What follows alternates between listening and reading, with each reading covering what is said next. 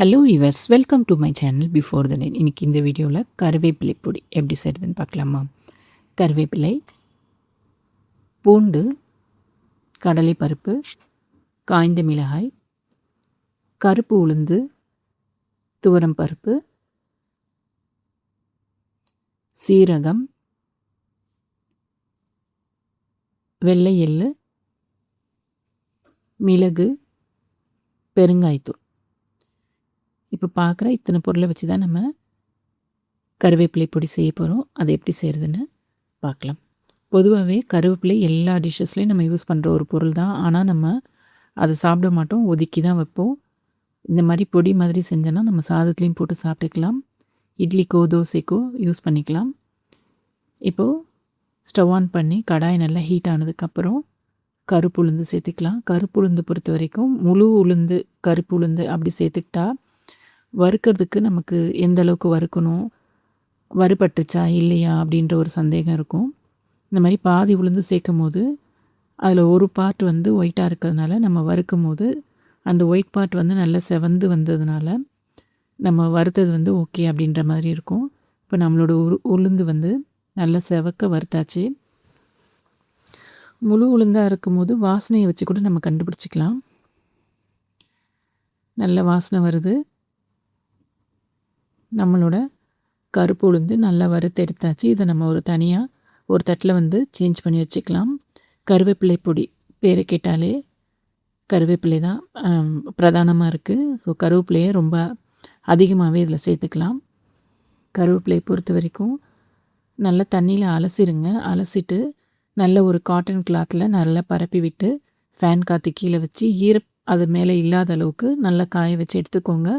கண்டிப்பாக வெயிலில் காய வைக்கக்கூடாது. வெயிலில் காய வச்சிங்கன்னா கருவேப்பிலையோட கலரே டோட்டலாக மாறிடும். இந்த மாதிரி பச்சை கலரில் இருக்காது. ஸோ இதை நிதானமாக ஸ்லோ ஃபயரில் பொறுமையாக இதை நம்ம வறுக்கலாம். நல்லா வறுபடும். கொஞ்சம்தான் கலர் மாறும், ஆனால் நல்லா அந்த பச்சை கலர் அப்படியே இருக்கும்.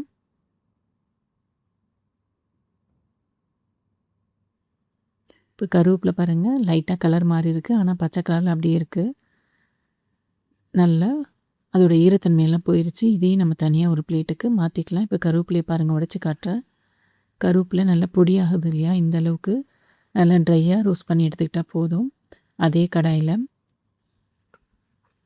தோரம்பருப்பு சேர்த்துக்கலாம். தோரம்பருப்புடைய வாசனையும் டேஸ்ட்டும் இந்த கருவேப்பிலை பொடிக்கு ரொம்பவே நல்லாயிருக்கும். ஸோ தோரம்பருப்பு கண்டிப்பாக சேருங்க. தோரம்பருப்பும் வாசனை வர அளவுக்கு கொஞ்சம் லைட்டாக கலர் சேஞ்ச் ஆகிற அளவுக்கு நல்லா வறுத்து எடுத்துக்கலாம். இப்போ தோரம்பருப்பும் நல்லா கலர் மாறி நல்லா வறுத்து எடுத்தாச்சு. ஸோ இதையுமே நம்ம பிளேட்டுக்கு மாற்றிக்கலாம். அடுத்து அதே கடாயில் கடலைப்பருப்பு சேர்த்துக்கிறேன்.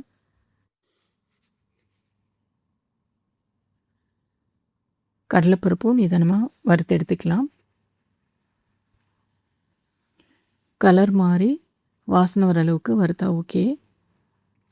இத்தனை பொருள் வறுத்ததுனால கடாய் ஓவர் ஹீட்டாக இருக்குது, அதனால் கொஞ்சம் நல்லாவே கலர் சேஞ்ச் ஆகிடுச்சு. ஓகே, இதையும் தனியாக எடுத்து வச்சுக்கலாம். அடுத்து இதோட காய்ந்த மிளகாய் சேர்த்துக்கலாம். காய்ந்த மிளகாயோட ஈரத்தன்மை போகிற அளவுக்கு வறுத்தா ஓகே. கலர் மாறணும் அப்படின்ற எந்த அவசியம் இல்லை. வாசனை அந்தளவுக்கு வராது இதில். ஸோ அதோட ஈரத்தன்மை போய் காஞ்ச மிளகாய் நல்லா கிறிஸ்பி ஆகிற அளவுக்கு வறுத்துக்கிட்டால் போதுமானது. கடாய் நல்லா சூடாக இருக்கிறதுனால காய்ந்த மிளகாய் ஓரளவு நல்லா வறுபட்டுருச்சு. அதையுமே தனியாக எடுத்து வச்சாச்சு. அடுத்து அதே கடாயில் எள்ளு சேர்த்துக்கிறேன். கடாய் ஓவர் ஹீட்டாக இருக்கிறதுனால எள்ளு அப்படியே தெறிக்குது. ஸோ ஸ்டவ்வை ஆஃப் பண்ணிவிட்டு அந்த ஹீட்லேயே இப்போது அந்த எள்ளை நான் வறுத்து கொடுக்குறேன். நல்ல கலர் மாறி அதே ஹீட்டில் நல்ல வாசனை வர அளவுக்கு வறுத்து எடுத்துக்கோங்க. நல்லாவே கலர் சேஞ்ச் ஆகிடுச்சு. எள்ளு வெடிக்க ஆரம்பிச்சிருச்சு. அதையுமே தனியாக எடுத்து வச்சாச்சு. அடுத்து ஸ்டவ் ஆன் பண்ணிவிட்டு நான் இதோட சீரகம் சேர்த்துக்கிறேன். இது கூடவே நான் மிளகையும் ஆட் பண்ணிக்கிறேன்.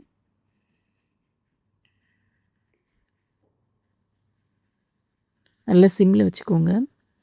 சிம்மில் வச்சுட்டு நல்லா கலர் மாற அளவுக்கு, அதாவது வாசனை வர அளவுக்கு வறுத்து எடுத்துக்கலாம். சீரகத்தோட கலர் மட்டும் சேஞ்ச் ஆகும். மிளகு வந்து நமக்கு விசிபிளாக தெரியாது. நல்ல ஒரு வாசனை வர ஆரம்பிச்சிருச்சு. இதையுமே தனியாக எடுத்துக்கலாம். அடுத்து வந்து பூண்டு வந்து நம்ம ட்ரையாக ரோஸ்ட் பண்ண முடியாது. அதுக்காக நான் கொஞ்சமாக எண்ணெய் சேர்த்துக்கிறேன். இப்போ நீங்கள் கட்டி பெருங்காயம் சேர்க்குறதா இருந்தால் இந்த எண்ணெயில் முதல்ல பெருங்காயத்தை பொரித்து எடுத்துட்டு அதுக்கப்புறமா பூண்டு சேர்த்துக்கோங்க. நான் இன்றைக்கி வந்துட்டு பொடி, அதாவது பவுடர் பெருங்காயம் தான் சேர்க்க போகிறேன். ஸோ அதனால் தட்டி வச்சுருக்க பூண்டை இந்த எண்ணெயில் சேர்த்துட்டு இதையுமே அதோட ஈரத்தன்மை போகிற அளவுக்கு நல்லா ஒரு ட்ரை ரோஸ்ட் பண்ணி எடுத்துக்கலாம். நல்லா கலர் மாறி வர அளவுக்கு நல்லா வறுத்து எடுத்துக்கோங்க. நல்லா கலர் மாறி வந்துருச்சு. அதோட ஈரத்தன்மை எல்லாமே போயிடுச்சு.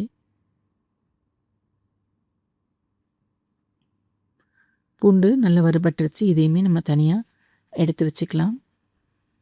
எல்லா பொருளுமே ஓரளவு நல்லா ஆறட்டும்.